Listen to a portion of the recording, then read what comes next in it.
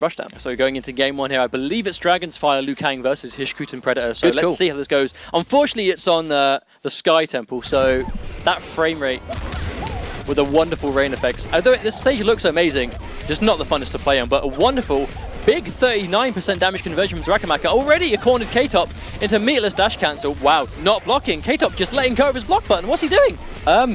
Yeah, when Swift, flawless victory. that was probably one of the fastest rounds I think we have ever had Well, in ESL. you took a few seconds to take a sip from your drink, and by the time you had your headset back on, he'd lost the round. Well, K-Top's T. What? I'm really confused. He's conceded what? He's conceded the what? What is going on here, Mustard? K-Top's not fighting back. I have absolutely no idea what's going on here. He's playing Hishkuten. What was that? He may have thought it was a test game.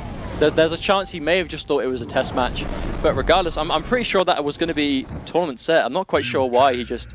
I mean, if he knew it was a tournament set and he just conceded game one for no reason, then I don't know what to say about that. Did he think that was a practice game? I hope not. I don't know. I don't know what's going on. Sorry, guys. What I do know is that Liu Kang kick, the juggle, I've not seen that one before. I didn't know that could juggle. I've never seen it before. That looked really cool. That looked really cool when it juggled. But it did less damage than most conversions, so I can kind of understand why. So what do you think K-Top could do different in the game two? Block. Play. What was that? Was that game one? Well, okay, tell you what, we're just gonna have to have a look at the stats. If there's 1-0 to Xarakamaka, we'll know it's part of the set. If not, then we'll see. We're going to confirm with the players now. But he may not have thought it was a tournament game. We've seen people make that mistake before. I don't know, man. That very first hit, the very first exchange was game, and then he got hit, and then he stopped moving. I don't know what's going on there. I'm very confuzzled about this, but either way, they were some crispy combos from Xarakamaka. You guys may have just joined us. Welcome. You're watching Week 3 of the EU ESL MKX Pro League presented by Xbox. We are Mustard and Ketchup, and this is going to be an 8-week-long series of tournaments where players will play for a weekly prize of $1,000 and 100 placement points. Placement points get them to the Season 2 finals where they'll be playing out for $100,000. You've got to place, though. You've got to place. You've got to get those points because in basically every way, they are more important than the cash. The cash is fantastic, but $1,000 a week is cool, but the chance to play for 100,000 is life-changing. Well, especially in the early half of the league, which we have now, the more points you can get, the less work you have to put in for the rest of the league. You know, getting yourself 3 or 4 victories early on will kind of cement you as being one of those players that goes. However, you know, Xarakamaka's doing well for himself. He's been grand finals in both weeks. He's tying Foxy Grandpa for the highest points in EU. Both of them have the same amount of points right now. But they're on the opposite ends of the bracket. Yeah. Foxy Grandpa has got himself to semis. Xarakamaka, if he can get through to the semis themselves, even if he loses this week, will still be quite close to Foxy Grandpa, but we don't know. We're going to have to wait and see. I mean, it's interesting because if Xarakamaka wins this set, he's going to have to go against Madsen, who we just saw had a really dominant performance with Blood God against London Lions Taco. And basically, they fought last week in Grand Finals. Xarakamaka and Madsen got Grand Finals. Madsen took out Foxy 3-2 with Blood God Kokan. He ended the streak with Kokan. Blood God, no less. And it was actually a very dominant 3-0 for Madsen. Basically, yeah, Xarakamaka really was unable to get anything going. I mean, he tried. He looked very uncomfortable in the Grandmaster matchup. He tried to get stuff going, but the reality is Madsen, I think, just played better in the Grand Finals. But if Xarakamaka wins this set, they're going to have the chance of a run back. You know, they're going to get that run back. But if Madsen beats Xarakamaka and then ends up going through to beating Grand Finals, then he's going to be #1 in the league this week. Yeah, I mean, who wouldn't want to beat Foxy 2 weeks in a row? If he's able to do it again, that's just going to be insane if he manages to take, you know, 2 sets in 2 weeks. Well, the streak is over, no doubt about that, but the points are still there up for grabs. I mean, yeah, ending a streak, you've got the pride, you've got the bragging rights, I suppose, of saying, yeah, I took down the #1 seed 7 weeks running. However, if he just starts another win streak this week and then ends up going the rest of the 5 weeks we've got left, not including this week, we still have plenty of time. We have plenty of time. Who knows? I mean, that's the interesting thing here, guys, is that we are on week 3 of 8 weeks. You can go to esl.gg/MKX Pro League. There's more information on basically how you can enter these tournaments yourself. They are free to enter. Anyone can enter them. Presumably, you know, considering you're over 18, you have to be over 18 to enter these tournaments. But it really is, it's completely open for everyone, you know. And it's a good situation. We've seen loads of players come about, and they've just been new blood, and they've turned up, and they've surprised everyone and got top 8. Case in point, K-Top. Came out of nowhere. Apparently he's a good Greek player. Him and his brother enter every week, and this was his second top 8 placing. Let's quickly mention as well, while we set this game up, Kostas and Harris, who was the other Greek brother of K-Top. They're 2 brothers that play similar, pretty much exactly the same as you and me, but to get top 8, Xarakamaka had to beat Kostas and Harris. So if Kostas beats Xarakamaka, they would have to fight brothers in top 8. It would have been 2 brothers fighting each other in top 8, you know. But basically, K-Top is going to be trying to get revenge for his brother, I think. Right, so it is going to be 1-0 to Xarakamaka. That was indeed a tournament match. Unfortunately for K-Top, I'm not sure if he wasn't aware. But it's not Xarakamaka's fault. He's going to take that game, and it's going to be game 2. So who knows? Who knows how it's going to go? You got some good combo practice. It's definitely not the ideal start you want to go into a set. Oh no, definitely not. Definitely not. Yeah, I guess that's sort of cements why you've really got to pay attention to these rules and to the admins. When you're prompted, you've got to be ready. And if you're not, unfortunately, you will be penalised for it. Okay, so game 2. Xarakamaka is up 1-0. Gets a backdash on the down 4. He's going to play the zoning game. Oh, and he waits for the NJP. I love that whiff punish. Very unfortunate. Xarakamaka kind of just eating a full jump in there. Breaks right at the end of the combo. I'm not quite sure why Xarakamaka opted to do that. He might not have wanted the corner pressure, but unfortunately, he's now kind of... The issue with Dragon's Fire when he breaks is he has no stamina, and that's the danger. You know, if you have no stamina... If you've got no stamina as Dragon's Fire, all your pressure is pretty much gone. Oh, he's gone Flame Fist. Interesting. But not a very good round 1 for Xarakamaka at all there, actually. I mean, all that started off from just a jumping punch with Xarakamaka seemingly not really doing a lot about it. Interesting how Xarakamaka has opted to go for Flame Fist. He won with Dragon's Fire. I would have assumed he would have had to play Dragon's Fire. Interesting. Right, so he's going to go for the chip. That's going to be the danger of Flame Fist as well. He tries to go for the back punch there. I think it was on prediction of an interrupt there from K-Top, but unfortunately didn't come. See K-Top just setting up this wall right now, but Xarakamaka not really opting to go for the flame power-up, just trying to just full-on get in. Oh, and there's the restand, gets the overhead. Now that back punch there, they look like similar moves, but the one with the longer startup is actually a mid.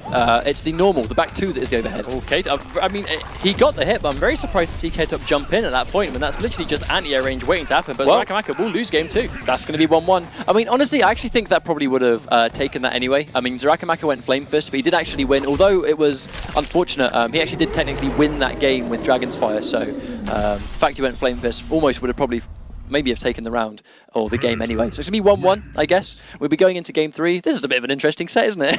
It's a bit of a mishmash, a razzle-dazzle, as we can say before. A mishmash of events. So it's going to be 1-1. Honestly, I do think that Dragon's Fire might be a better option for Predator, basically just because of the fact that you get the rushdown. The rushdown's very important for dealing with Predator.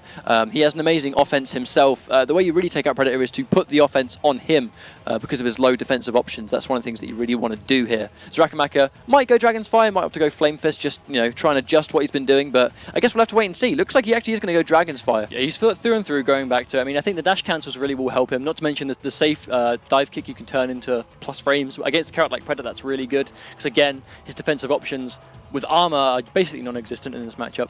Yeah, especially against Liu Kang. I mean, some characters you might get away with it, some characters might get a counter poke or something, but Liu Kang hits so quickly, you're pretty much never going to get that reversal on him. I don't think so. Not with Liu Kang, not with Liu Kang. Game 3, who's going to get the first hit? Oh, wow, interesting. Very brave start from K-Top. Oh, he's blown both bars on it. I think he's going to be trying to zone the whole game. But that is one of the strengths of Hishkatan, the ability to just keep the opponent away. Oh, and he manages to get it down 3. And that's even more interesting because it's normally plus on block. Xarakamaka opts to use the bar, just get the damage, and already the corner carry. Kind of a repeat of game 1, only K-Top's getting it, and there's the string, safe string. Oh, catches him, cannot jump against Liu Kang in the corner. Definitely something that Liu Kang wants you to do. Another 24% damage, blocks and wake up. There's the run cancels. Here comes more run cancels. The grab's not going to take it, but it's pretty much guaranteed chip at this point. And there we go. I mean, it literally kicked in his Predator face. Yeah, Mortal Kombat X Agent, the game where Predator gets kicked in the face. Fantastic stuff. All right, so interesting now. I mean, K-Top, I respect the option to try and go for no drops the combo. Never want to see that happen. There's that low profiling down 3 to blow up the NJP, but doesn't get quite a punish. K-Top definitely getting some chunky damage from the full screen game, but Xarakamaka uses 2 bars. Just get that block pressure. Here's the plus frames. And there we go again. Staggers it. K-Top, good defense. Does manage to get over that high string. And I don't think he was actually ready for it to hit. Opts to go for a neutral jump punch, I think, on prediction of it being blocked. Oh, stands up too early, does Xarakamaka. Oh, gets hit by the grab. Looking good for K-Top. Oh, clean jump in, but no anti-air from K-Top. I'm not really sure what anti-air options Predator has, to be honest, but he's just trying to go for the little percentages right here. Is he going to try and poke out? I don't know. If he does, it could lose him. No, trying to play patient and go for the block, but Xarakamaka's built all this super meter. Oh, and there we go. I mean, although the wake-up reversal option of the stab is not that great, the meter bend projectile does start up exceptionally fast. Definitely. So that's 3 bars and the corner pressure to work with. And block pressure, here we go, building so much meter. Oh, I like the idea for going for back 1-2 because he knew that K-Top was going to press the button. In that situation, back 1-2 will complete you up. Oh, and he gets the bait! That was a wonderful bait to make him try and press buttons. I didn't even know you could special cancel that string, but that's what you do. The delay in the special cancel makes it look like you can move, but you can't. Oh no, K-Top trying to press buttons, has to break. Opts to go for the uppercut, and that's just going to be an anti-air at this point. There wasn't much K-Top could do there because, I mean, he had bar for meter burn kick into bicycle kick. He had bar for, you know, that anti-air, which he just did. Or if K-Top was waiting for something, he might have just got hit by a low fireball. I mean, that was complete Xarakamaka in that last round. I'm not really a fan of K-Top's choices on the defense. He's trying to jump a lot, I find. He's jumping a lot because he's trying to get over the fireballs, which, you know, you can do that on a read. If you think he's going to fireball and you jump just at the right time, you'll go straight over it and get a full jumping punch. However, Xarakamaka, especially Liu Kang's low fireball, you can do that, but it's much safer to just try and occupy that space. Block the fireball, get your down 4 in, get that hit confirm, even down 4 and hit into the disc maybe, down 4 and hit into a laser beam, because most of his damage is coming from the lasers, but he just stopped doing it. But K-Top looks like he's going to outlaw Aaron Black. Interesting, actually. Yeah, he actually changed to outlaw Aaron Black. Shout out to Sonic Fox, obviously, and Sacron as well, the guy we saw in CIS, doing really good stuff, getting grand finals. Not grand finals quite. No, it was. Sacron got grand finals. Sacron did get grand finals, yeah, of course. Good stuff to him. All right, so this matchup is going to be interesting. Again, the reversal option of both the slide and the sand, actually. I'm fairly certain Liu Kang is going to be able to armor break both of those, especially with the back one. I mean, there's very few things in the game that Liu Kang's back one doesn't armor break, but who's going to win? Who knows? There's that neutral jump start from K-Top being swiftly punished by Xarakamaka, just waiting for that. And again, K-Top just not dealing with these projectiles very well at all, definitely being impatient. Now, this is the other dynamic. So, I mean, underratedly, Liu Kang has actually got a really good fireball keep away game. And he's already built himself an entire bar because he got the first hit and then got a bunch of blocked fireballs. And there's the reversal. So basically, in this matchup, Aaron Black hasn't got nearly as dominant... Oh, wow, nice anti-air. Oh, no, doesn't opt to get the full combo, though. So, yeah, he doesn't have nearly as much of a dominant full screen game. So Xarakamaka automatically acknowledges that. And there's going to be the plus frames. Uses a bar of meter to get that restand, but look, he just basically built a whole bar back just by doing that. Oh my days, you cannot breathe against Liu Kang, and that's going to be match point Xarakamaka. That was beautiful play. The meter burn throw just to get that block pressure, but the block pressure built him a whole bar again, so it's just free chip damage anyway. But this is exactly what we're talking about, and it's the zoning. He also has a really, really good uppercut for just anti-airing people. So, because Aaron Black hasn't got a nearly as good full screen game... catches him, hit confirmed by Xarakamaka. How many instant airs? 3 fireballs. Wow, wonderful stuff. He tries to go for the grab, but does it ever so slightly too late. K-Top cannot get out of this pressure at all. And that's +2. Can't press buttons. That will be a trade in Liu Kang's favor. And there's the back one. K-Top cannot get out of this. Wow. Beautiful finish there. But I love how K-Top opted to go for the down 1 after the +2, because down 1 obviously being a low, it's going to crush his mids, but Xarakamaka knew he was going to do that. That was him anyway. I will be honest, that last game was complete destruction. I mean, he just could not get him off him. Absolutely.